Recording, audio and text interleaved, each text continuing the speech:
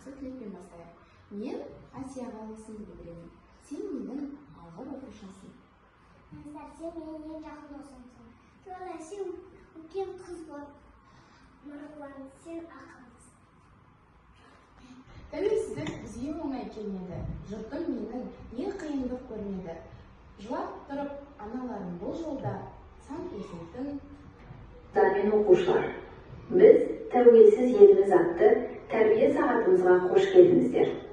Бүгінгі мәнді де маңызы зор күнде баршаңызды қасиетті тәуелсіздік мерекесімен құттықтаймын.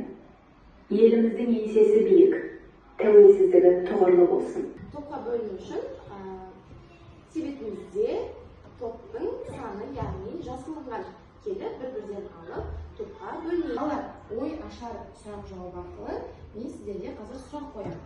Отан дегеніміз не? Оны қалай түсінеміз? Отан дегеніміз біздің жеріміз, тамаша, жарайсың. Елбасымыз кім? Керемет, жарайсың, жақсы жауап. Келесі, қай жылы тәуелсіздік алдық? 16 қай жылы? 1991 жылы балалар. 16-1990 біз тәуелсіздікті алған болатынбыз. Балалар, біздің рәміздерімізді атап шығайықшы. Бірінші бізде ол елтаңба, екінші көк туымыз, балалар. Үшінші бізде ол әнұран, тамаша, жарайсың. Әнұран, яғни бізде рәміздер үшеу екен, елтаңба, ту, әнұран, тамаша. Балалар, бізде өлең жолдарын жаттаған екен. Назар аударсақ, назар.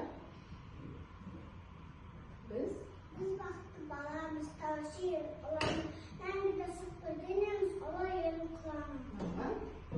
Отан егін, аттан екен, отан сүйем, отан жерім, отан елім, мен қазақ елім.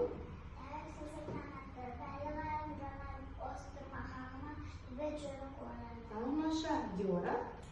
Бейбітшілік күн жаса, мейірім жасы, тәуелсіз күн жаса.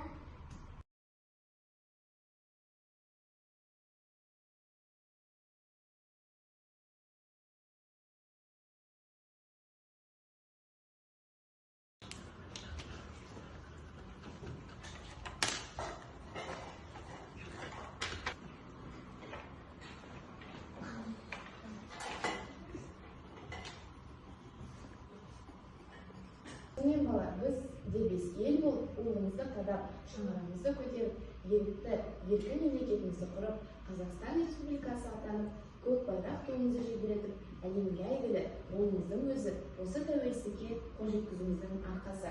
Олаймаса, тәуелсіздігімізге шаң жұқтырмай, оны ең қымбат өнімізді етіп, құрметтеп, келер ұрпақтар қолына аманаттау тапсыру біздің міндетіміз. Балалар, бүгінгі келіп жеткен 16 желтоқсан тәуелсіздік күнімен сіздерді шын жүректен құттықтаймын.